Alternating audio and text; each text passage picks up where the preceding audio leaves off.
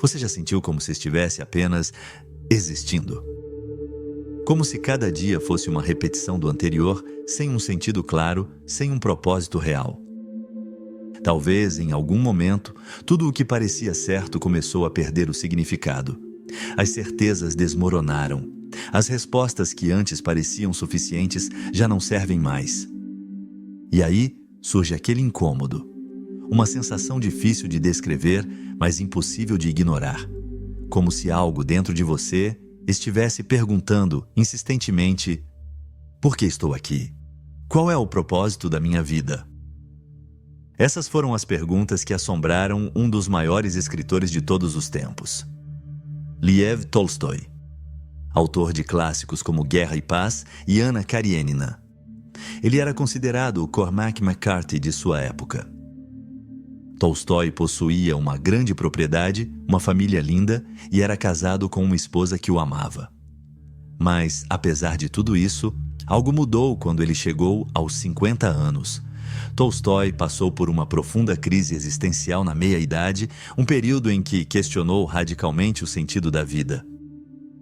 De repente, pensamentos nihilistas o atingiram em cheio, e toda a felicidade que ele havia encontrado antes pareceu desaparecer. Ele chegou a enfrentar pensamentos suicidas e, para superar esse tormento, mergulhou em uma busca espiritual que transformaria sua visão de mundo e influenciaria gerações. Um homem que sempre viveu intensamente, fazendo tudo o que lhe dava prazer, agora se via questionando a própria existência. Mas por que isso aconteceu? E como ele enfrentou essa crise? Neste vídeo, vamos explorar a luta pessoal de Tolstói e como ele buscou respostas para essas questões existenciais tão profundas. Desde jovem, Tolstói era profundamente cético em relação ao cristianismo. A perda precoce dos pais o deixou com um forte sentimento de abandono e desilusão.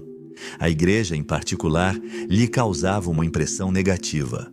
Ele chegou a dizer: a doutrina religiosa, aceita pela fé e sustentada pela pressão externa, aos poucos se desfaz sob a influência do conhecimento e da experiência de vida que entram em conflito com ela. Sua infância marcada por tragédias e dúvidas preparou o terreno para as crises que enfrentaria no futuro. Ainda jovem, participou da Guerra da Crimeia, uma experiência que o marcou profundamente e reforçou sua aversão à violência e à autoridade estatal. Ao retornar da guerra, Tolstói passou a se dedicar intensamente à literatura e suas obras logo conquistaram notoriedade. Casou-se com Sofia Tolstaia em 1862. Teve 13 filhos, prestígio literário e uma propriedade próspera em Yasnaya Poliana, onde escrevia e mantinha contato com intelectuais e artistas da época. No entanto, por volta dos 50 anos, algo mudou. Tolstói começou a sentir uma angústia existencial crescente. O peso de seus pensamentos era tão intenso que o sono se tornou sua única fuga, um alívio temporário do bombardeio constante de perguntas sobre propósito e existência. Em seu ensaio, Uma Confissão, Tolstói revelou que, durante esse período, precisou se convencer a não tirar a própria vida. O niilismo havia consumido sua mente, e ele se via como uma criança pequena repetindo obsessivamente as mesmas perguntas. Qual o sentido da vida se, no fim, todos morremos? O que acontece depois da morte? Qual é o valor da riqueza ou da fama e das conquistas se tudo é passageiro? Ele descreveu essa sensação com uma frase marcante: se não for hoje, será amanhã. Se não for amanhã, será em 30 anos. Isso faz alguma diferença? Esse pensamento capturava perfeitamente a desesperança que ele sentia. A angústia o levou a um estado de desespero total. Mas, em vez de desistir, tomou uma decisão diferente. Embarcou em uma jornada em busca de significado. Diante dessa crise, Tolstói tentou buscar respostas na ciência, filosofia e diversas ideologias. Um dos momentos mais marcantes dessa busca foi quando ele refletiu profundamente sobre uma parábola, que mais tarde incluiu em Uma Confissão. A história falava de um homem que fugia de uma fera selvagem e acabou caindo em um poço abandonado. No fundo do poço, porém, havia um dragão de boca aberta, esperando para devorá-lo. No desespero, o homem se agarrou a um galho que crescia na parede do poço, tentando evitar sua queda. Enquanto estava pendurado ali, percebeu que pequenas gotas de mel escorriam das folhas do galho.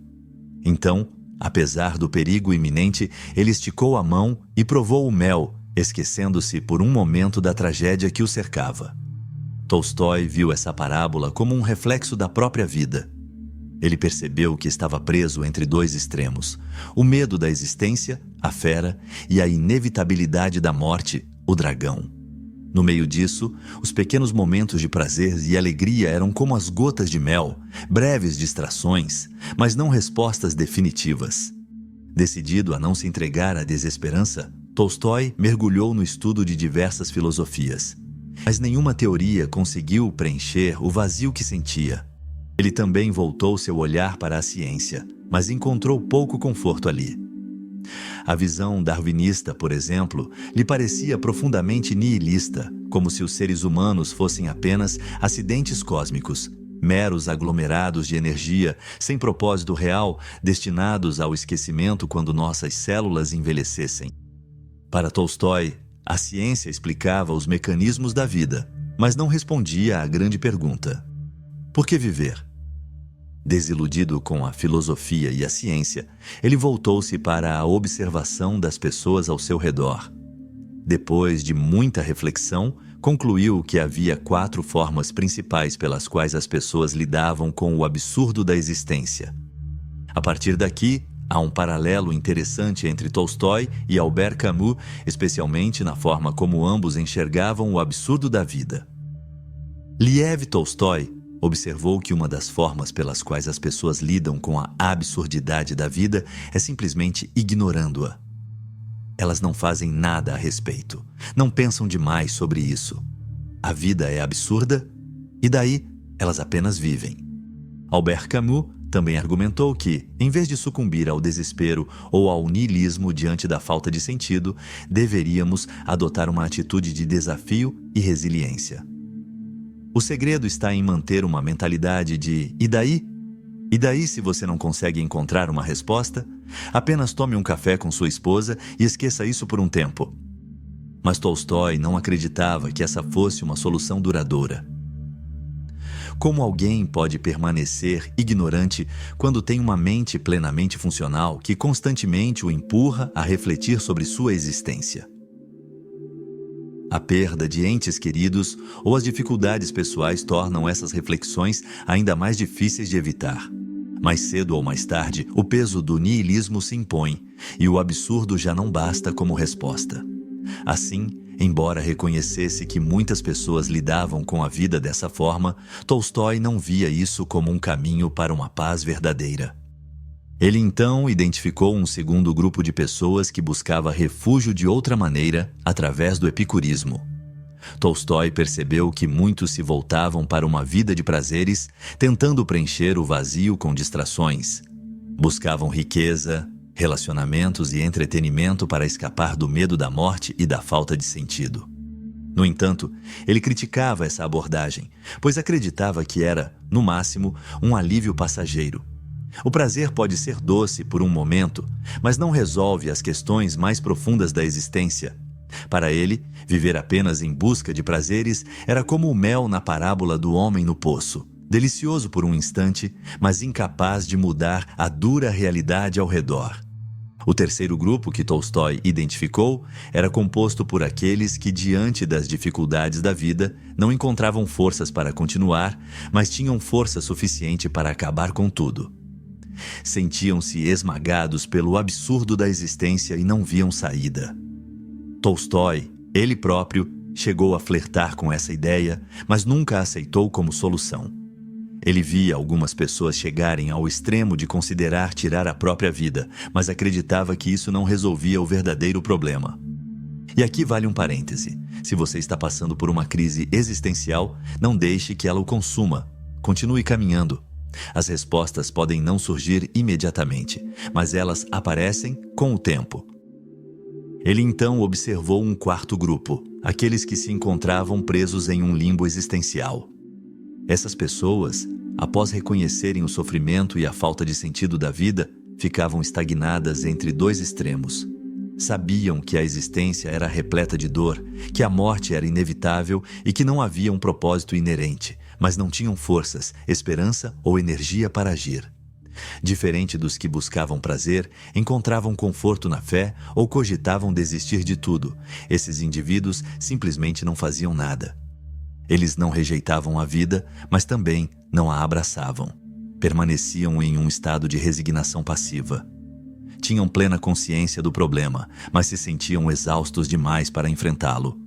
Não era uma decisão ativa de continuar vivendo, mas sim uma espécie de sobrevivência automática, uma exaustão espiritual que os deixava presos entre a existência e a inércia.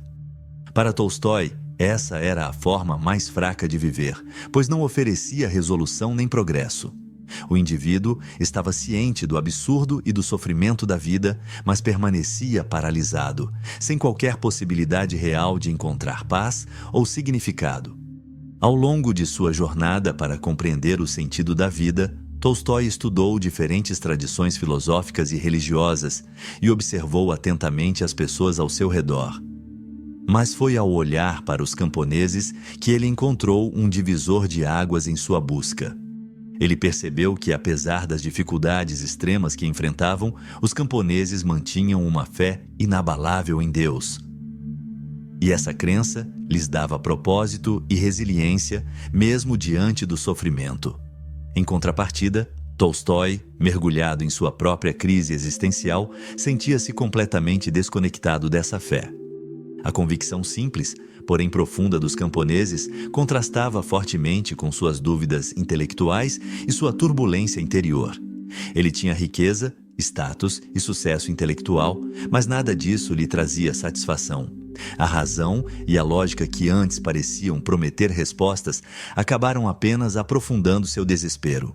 Isso refletia os momentos mais sombrios de Levin, personagem de Anna Karenina, cuja busca por sentido parecia igualmente frustrante e inconclusiva. No entanto, ao testemunhar a fé dos camponeses, Tolstói começou a enxergar sua crise sob uma nova perspectiva. Ele percebeu que a vida não poderia ser compreendida apenas pela razão. Era preciso acreditar em algo maior que o mundo material. Essa compreensão marcou um ponto de virada em sua jornada.